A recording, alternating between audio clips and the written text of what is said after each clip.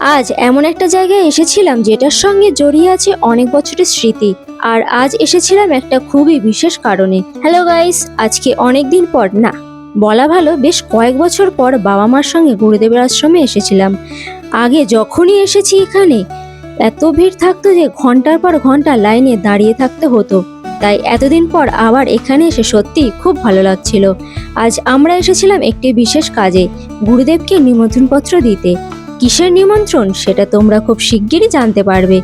আমাদের প্ল্যান ছিল নিমন্ত্রণ করে বাড়ি ফিরে যাওয়ার, কিন্তু শেষ পর্যন্ত হলো ঠিক যেটা গুরুদেব চাইলেন। আমরা যখন পৌঁছালাম তখন মন্দিরের গেট বন্ধ হয়ে গিয়েছিল, তাই এখানেই প্রসাদ খেয়ে দুপুরটা কাটালাম। তারপর গেট খোলার পর গুরুদেবকে প্রণাম করে তাকে নিমন্ত্রণ করলাম। এখানে নিয়মিত ভাগবত পাঠ হয় আর সব পুরুষদের বিগ্রহ রয়েছে।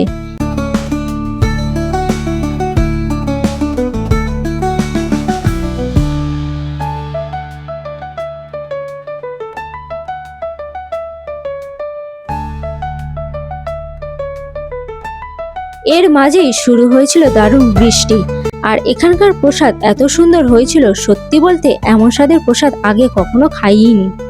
বৃষ্টি একটু কমতেই বেরিয়ে পড়েছিলাম, কারণ আমাকে ডিউটিতে যেতে হতো। তো আজকের মতো এইটুকুই, দেখা হবে নেক্সট মিনি ব্লগে। টাটা।